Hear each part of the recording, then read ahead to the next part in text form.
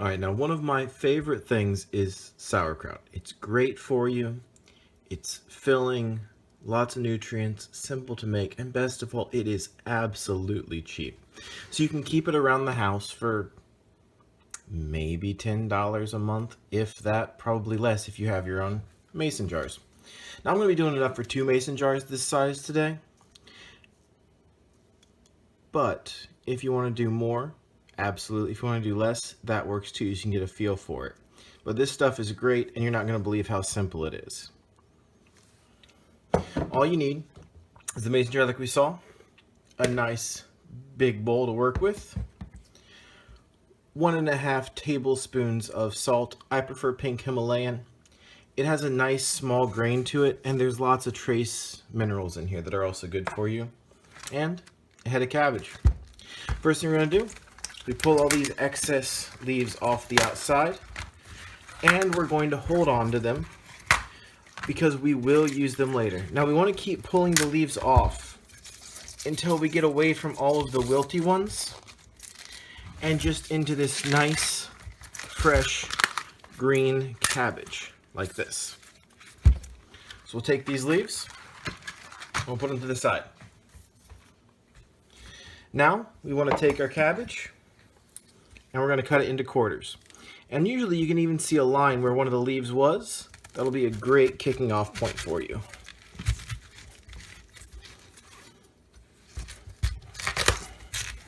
And just like a watermelon, once you get a little bit of the way through, it's going to crack and ease your job. Halved. Now we go for the quartered. Doesn't have to be perfect, just in 4 pieces to make the next part easier. Now, when we look at it, you can see where the stem is at, and we don't want any of the stem. So all we're going to do is we're going to come in at an angle and remove the stem. Now the stem is well and truly trash, so we're not too concerned about holding on to that.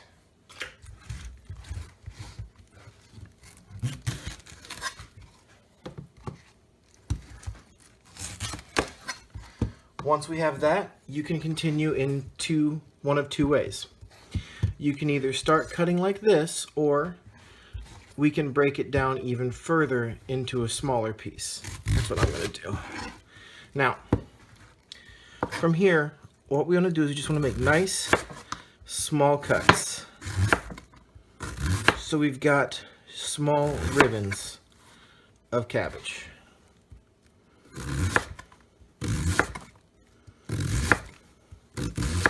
And they don't have to be super thin or super fine like you see them in the store. We just want them to be bite-sized and manageable.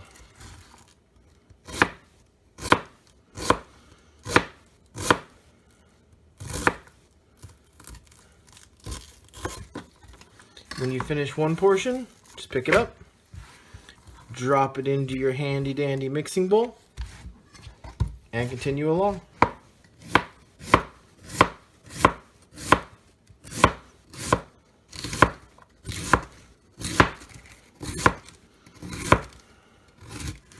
Now, if I was doing this for fine dining or for presentation to somebody, I would be stressing a lot more about how even my cuts were.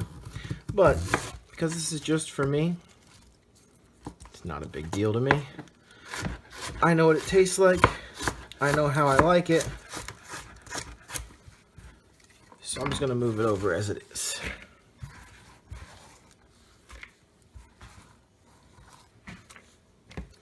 Now, when you are looking over through it, if you see any pieces that are tremendously big like that, go ahead, pull them out.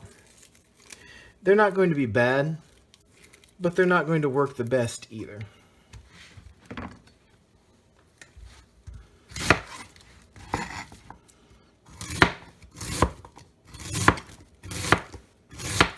Now, the reason I'm talking about sauerkraut here is that sauerkraut, when we make it like this, serves a lot of the same functions in the body that yogurt does. It has a lot of this good probiotics, good gut stuff, keep your stomach happy, keep your intestines happy, keep your digestion running as it should. It's high fiber, high satiety. So we can even grab a bite or two of sauerkraut before we have a meal, and that will let us eat less. Helps in the weight loss that we're working on here.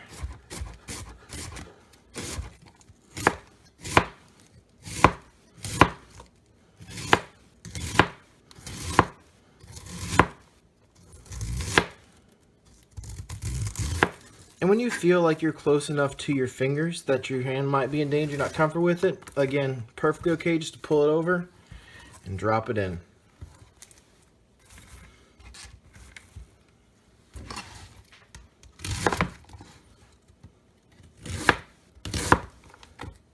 Now, me personally, I like the smaller pieces. I don't want super long strands going everywhere. So that's why you see me cutting it in this direction. If you, however, do prefer the longer threads, feel free to cut it in a different direction. It's all going to work the same regardless.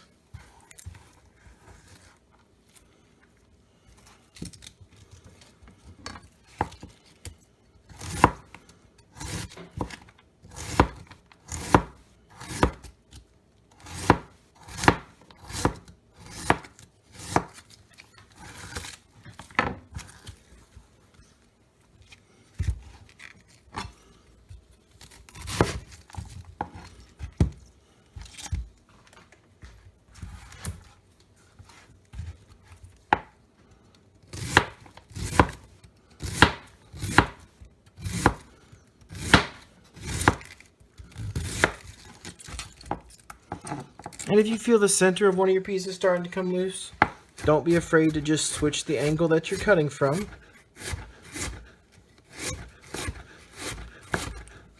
It's all about what's most convenient for you and what works the best for you.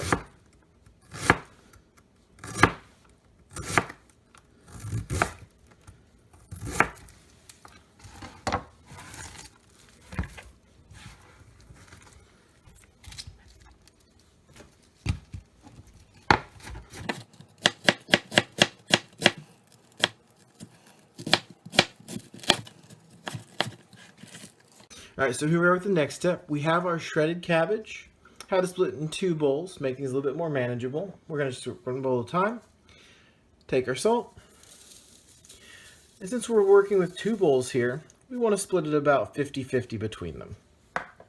Once we have it in there, mix it around a little bit. Make sure we get salt on every one of them. Nice even coating. And then we're going to start to squeeze. What we're doing is we want to work the salt in, and we're going to start releasing the juices from the cabbage, which you can already see here how they're getting shinier very quickly. And we're going to do this with each bowl until we have a nice little pile of juice, a puddle of juice on the bottom. If you want, you don't want to do this by hand, you can absolutely get something for a tool. So you have a potato masher lying around.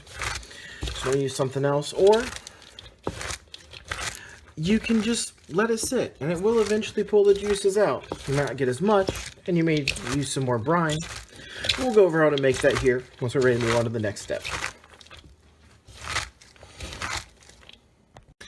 Alright, so I skipped ahead a little bit, but I can show you what we did. So all that cabbage that we were working with, we went ahead and we packed it into the sides and we worked our way up to at the top. What you want to do is when you're near the top, you just want to, before this, you want to use a wooden spoon. But once you're close enough, you can just take your fingers in here and push it down along the edges.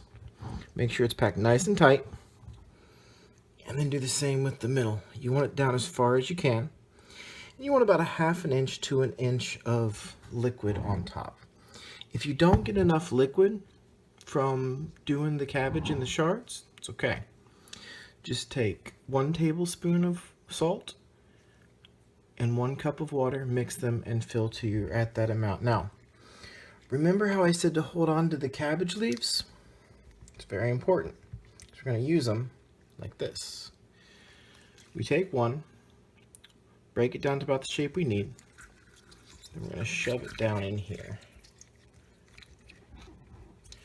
We're going to push it up and against the sides of everything on top of our cabbage.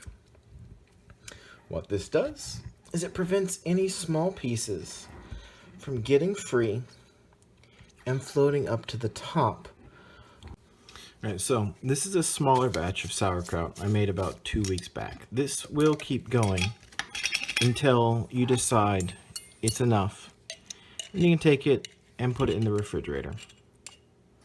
You want to leave it out though while you want it to keep fermenting and creating that flavor. As you can see, it's got the look of what you normally find, a little bit different colors, but that's because we made this at home.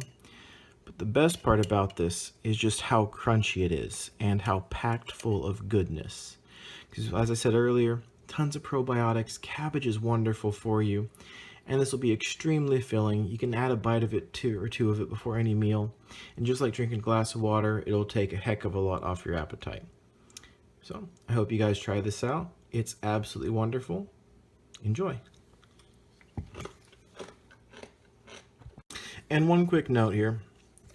So because we did this in a salt solution, unlike the water you get from the sauerkraut when you buy it at the store, if you do not like the salt or you don't have room for as much of it in your palate, in your diet, everybody's different. Give it a taste before you do anything else with it. If you don't like it, you can absolutely pull it out, give it a good firm squeeze to get the brine and the juices out of it, and then rinse it off in a bowl in the sink. You'll remove a lot of that saltiness from it, but still keep the sour goodness, though to a lesser degree.